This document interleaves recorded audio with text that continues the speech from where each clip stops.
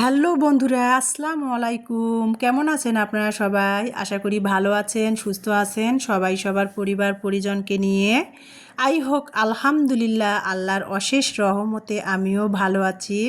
তো বন্ধুরা, প্রতিদিনের মতো রান্নাঘর থেকে শুরু করলাম ডেইলি লাইফের ভিডিও। আমার ভালো লাগাগুলো আর কি আমি যেটা পারি সেটাই আপনাদের সাথে শেয়ার করার জন্য। তো যাই হোক, এই যে সকালবেলা রান্নাঘর থেকে শুরু করলাম। সকাল বাজে এখন 8টা।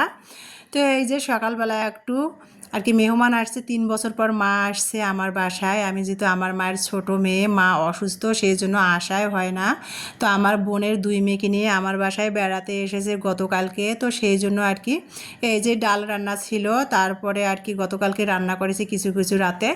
আর কি সকালে আমার মায়ের জন্য রুটি বানিয়ে নিলাম। মায়ের যেহেতু হাই প্রেশার, সেই জন্য রুটি বানিয়ে নিলাম। আর গতকালকে যে একটু কোরবানির ঈদের মাংস রান্না করেছিলাম, তো সেটাই ছিল, সেটাই ফ্রিজ থেকে বের করে গরম করে সকালের নাস্তাটা খাওয়া হচ্ছে। আর আমি যেহেতু চা লাভার, প্রতিদিনের মতো তার কোনো ব্যতিক্রম না, একটু সাথে দুধ চাও বানিয়ে নিয়েছি। আর আমার ইলমা তো আবার রুটি পছন্দ করে না, ওর জন্য একটু মানে রুটিটাকে একটু পরোটার মতো করে হালকা করে তেল দিয়ে ভেজে দিয়েছি, আর সবার জন্য রুটি বানিয়ে নিয়েছি। তো যাই হোক আর কি মিলে ঝিলে সকালে আর কি রাতের রান্না করা কোরবানির মাংস ছিল, সেটা ফ্রিজ থেকে বের করে নিলাম। আর একটু পরোটা রুটি বানিয়ে সকালের নাস্তাটা খেয়ে নিলাম, সাথে দুধ চা। তারপরে এই যে এখন বাজে 11:30, চলে আসলাম রান্নাঘরে। অফ ক্যামেরাতে কিন্তু আমি অন্য অনেক কাজ করেছি, যেটা আপনাদের সাথে শেয়ার করা সম্ভব হয় নাই বন্ধুরা।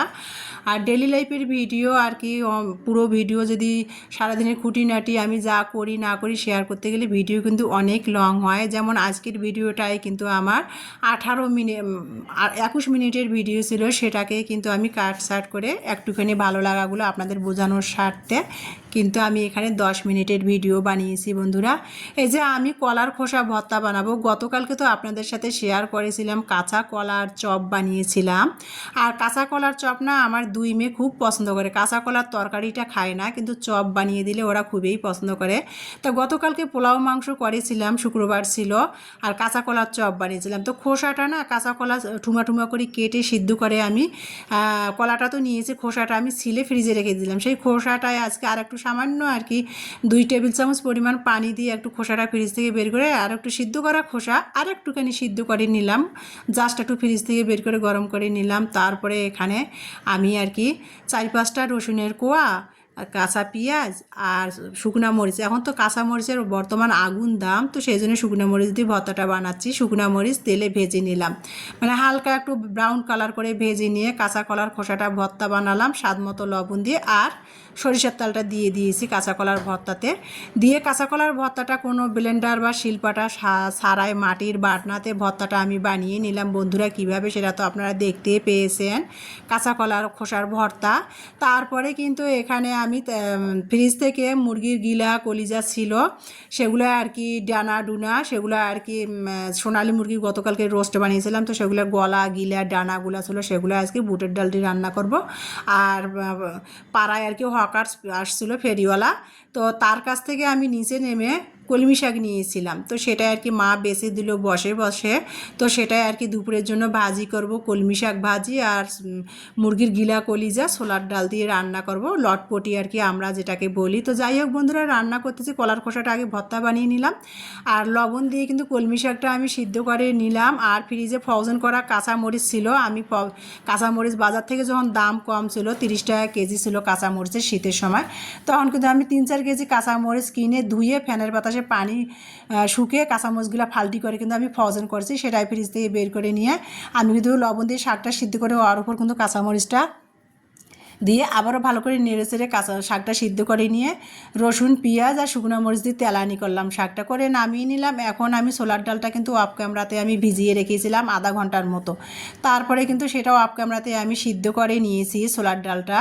আর তারপরে এখন ছোলার ডাল মুরগির লটপটির গিলা কলিজাটা রান্না করব, যেটাকে আমরা লটপটি বলি। যাই হোক রান্না করব, তো মশলা কষিয়ে নিচ্ছি। আর মাংসের যে মশলাগুলো আমরা ব্যবহার করে থাকি, আদা রসুন বাটা, গরম মশলা, জিরা ধনিয়ার গুঁড়া, সেটাই আর কি রেগুলার মশলাগুলো মাংসতে যেটা ব্যবহার করে থাকি সেটাই দিয়ে মশলাটা আমি কষিয়ে নিচ্ছি দেখেন। তারপরে মশলাটা কষানো ভালো, তেলের উপর উঠে গেছে মশলাটা। তারপরে এখন কিন্তু এই যে মুরগির ডানা গিলা কলিজা সেগুলো কষায় নিচ্ছি। সেগুলো কষানোর পর তারপরে সিদ্ধ করে ছোলার ডালটা রেখেছি সেটাই আমি দিয়ে দিব আর কি। তো আগে আমি আর কি মুরগির ডানা গিলা কলিজাগুলো কষিয়ে নিচ্ছিলাম ভালো করে। আর সব সময় একটা কথা কি বন্ধুরা, যে কোনো তরকারি বিশেষ করে মাংস ভালো করে না কষালে কিন্তু খেতে ভালো লাগে না। কষাতে যেন প্রায় অর্ধেক সিদ্ধ হয়ে আসে সেই তরকারিটা কিন্তু ভালোও লাগে খেতে। আর এখানে যেহেতু এটা সোনালি মুরগির ডানা কলিজা আর কি গলা, তো সেটাই রান্না করতেছিলাম। তো এই যে দেখেন কষা আমার কত সুন্দর হয়, এগুলো প্রায় 6-7 মিনিট ধরে কষিয়ে নিয়েছি। অফ ক্যামেরাতে কিন্তু এই যে বাটিতে পানি গরম করে রেখেছি, সেটাই কিন্তু গরম পানি দিয়ে দিয়ে একটুখানি কষিয়ে নিলাম, প্রায় সিদ্ধ হয়ে গেছে। তারপরে কিন্তু এই যে কষা হলো, এখন সিদ্ধ করে যে বুটের ডালটা রেখে দিয়েছি, কেউ বলে বুটের ডাল, কেউ বলে ছোলার ডাল, যাই হোক নাম হয়তো বিভিন্ন রকমে সবাই বলে, কিন্তু ডাল জিনিস তো একটাই, তাই না? তো সিদ্ধ করে ছোলার ডালটা আমি সেটাই আর কি আবারও ভালো করে 2-3 মিনিট কষিয়ে তারপরে গরম পানি দিয়ে রান্না করে নিলাম বন্ধুরা। নামাবার আগে একটু ভাজা জিরার গুঁড়ো দিয়েছি। তারপরে এই যে এখন বাজে দুপুর 3টে, আজ কাজ করতে করতে দুপুর 3টে বেজে গেছে আমাদের খাবার। তো যাই হোক বন্ধুরা, মা এসেছে 3 বছর পর, মায়ের সাথে কাজের ফাঁকাফাঁকি একটু, যেহেতু বাসায় মা হোক ভাই হোক বা বোন হোক, বাসায় কোনো একজন অতিথি আসলে তো তাকে একটু কাজের ফাঁকে ফাঁকে সময়ও দিতে হয়, তাই না? তো মায়ের সাথে গল্প করলাম আর এর ফাঁকে ফাঁকে কাজগুলো করলাম। তো খেতে খেতে এখন 3টা বেজে গেছে, দুপুরের খাবার খাচ্ছি। দেখেন কাঁচা কলার চপ, কলমি শাক ভাজি আর কাঁচা কলার ভর্তা বানিয়ে নিয়েছি, সেটা দিয়ে দুপুরের খাবার খাচ্ছি। আর মুরগির ডানা গিলা দিয়ে তো আমি বুটের ডাল রান্না করছি, সেটাই আজকে আমাদের দুপুরের খাবার। আর গতকালকে পোলাও মাংস খাইয়েছি, আজকে এগুলো দিয়ে দুপুরের খাবার খাবো বন্ধুরা। তো আমার ভালো লাগাগুলো সেটাই শেয়ার করতেছি, দুপুরের খাবার খাচ্ছি। তারপরে কিন্তু দুপুরের খাবার খেয়ে কিন্তু মায়ের সাথে বসে কিছুক্ষণ গল্প গুজব করে এখন বাজে 4টা, সরি এখন বাজে 4টা আনুমানিক। ইমানি বলতেছিল যে ওর নানিকে আর কি, নানিমা বলে এটাকে আমার মাকে, তো বলছে যে আম্মু নানিমাকে আমি আমার হাতে বানিয়ে নাস্তা তৈরি করে খাওয়াবো। তো সেই জন্য আর কি ইমানি ওর নানি আসছে, ওর খালাতো বোনেরা আসছে, ওদের জন্য নাস্তা বানাচ্ছিলো। এখানে কিন্তু একটা ডিম ফেটে নিল, কালো জিরা দিল পরিমাণ মতো, হাফ চা চামচের মতো। তারপরে এখানে পরিমাণ মতো একটুখানি সুজি দিচ্ছে। আর আমরা যে সকালে যে আটাটা খাই সেই আটাটা দিল, দিয়ে সব মিশ্রণ চিনি দিয়ে সব মিশ্রণ লবণ দিয়ে হাতের সাহায্যে ভালো করে কাঁটা চামচ দিয়ে ফেটে নিয়ে এই যে রুটি বানিয়ে মগ দিয়ে, আর স্টিলের একটা মগ দিয়ে সুন্দর করে কেটে নিল। এটাকে নাকি মানে ইউটিউব থেকে শিখেছে, এটা নাকি চাঁদ পিঠা বলে। আমি তো বলি না, এটা চাঁদ পিঠা না, এটাকে হাঁস পিঠা বলে।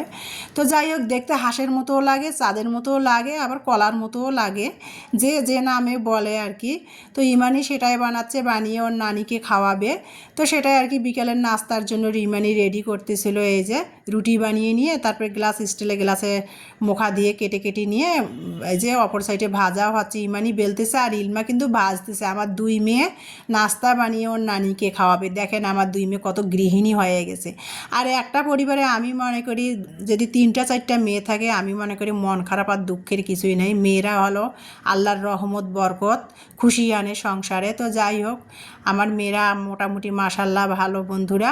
টুকিটাকি মানে যেটা খাইতে মন চাই ইউটিউব থেকে দেখে দেখে বানিয়ে বানিয়ে একাই খায়, বা মেহমান আসলে নাস্তা তৈরি করে খাওয়ায়।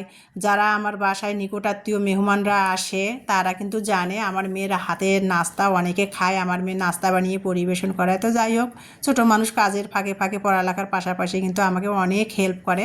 তো এই যে বিকালের নাস্তাটা বানাচ্ছিল আর কি, এটাকে ও বলছে আম্মু এটা চাঁদ পিঠা। তো যাই হোক, আর পিঠাটা খেতে না অনেক মজা হয়েছিল আর কি, খুবই মজা হয়েছিল। আমার মা তো বলছে যা মাশাল্লাহ সুন্দর হয়েছে পিঠাটা। তো যাই হোক, আমার মা বললো কিভাবে বানাইছো তুমি আমাকে বলো তো। তো ওই যে তারপরে কিন্তু বিকালে নাস্তা খেয়ে এখন বাজে প্রায় 5টা। তারপরে আমি দিনাজপুর মালদাপুরি তো আমার বাসার পাশেই, পায়ে হেঁটে চলে আসলাম আমার বোনের 2 মেয়েকে নিয়ে আর আমার 2 মেয়েকে নিয়ে ইলমার জন্য আর কি হিজাব কিনবো। মানে কি ছোটো হিজাবগুলো, ইলমা স্কুলে যায়। আর ওর তো আপনাদের বললাম 2 দিন আগে শেয়ার করেছি, ইলমার ডক্টর দেখাইছি, স্কুলে ইদানিং পাঠাচ্ছি না, ওর অ্যালার্জির প্রবলেম। ডক্টর বলছে রক্ত পরীক্ষা করতে, আর বিভিন্ন নোংরা ধুলাবালি থেকে অ্যালার্জিও হয়, বিভিন্ন খাদ্য অভ্যাস থেকে বা হয়, বা বিভিন্ন কারণে অ্যালার্জিটা হয়। যদিও আগে ইলমার অ্যালার্জি ছিল না। তারপরে ইলমা স্কুলে যাচ্ছে, তো ভাবলাম যে ধুলাবালি পরে ইনার পরাবো, ওকে পড়াই স্কুলে পাঠাবো। আর স্কুলে এখন বর্তমান মেডিসিন নিচ্ছে, তাই স্কুলে পাঠাচ্ছি না। ডক্টর বলছে রক্ত পরীক্ষা করে আবার 1 মাস পর দেখা করতে বলেছে, 1 মাসের ওষুধ দিতে, সেগুলো খাওয়াচ্ছি। তো ইলমার জন্য 2টা আমি হিজাব কিনতে আসছি মার্কেটে। তো এই যে দুইটা হিজাব নিয়ে নিলাম মিলমার জন্য, একটা স্কুলের ড্রেসের সাথে ম্যাচ করে আর কি, যেটা ওর স্কার্ফের খয়েরি কালার, স্কুলের সাদা ইউনিফর্মের সাথে, তো স্কার্ফের কালার নিলাম খয়েরি। আর একটা ইলমা বাসায় পড়বে একটা আর কি, আমি এই যে হালকা আর কি মিষ্টি কালারের ভিতর, এই যে যেটা আর কি মিষ্টি বা হালকা কালারের মধ্যে একটা নিয়েছি, দুইটা হিজাব নিয়েছি, 500 টাকা নিল। তো যাই হোক, তারপরে কিন্তু এই যে বাসায় চলে আসে দেখাচ্ছিলাম বন্ধুরা। তো বন্ধুরা বাসায় মেহমান আসছে, এখন আমি খুবই একটু বিজি বন্ধুরা। ভিডিওটা আজকে এই পর্যন্ত, আল্লাহ হাফেজ।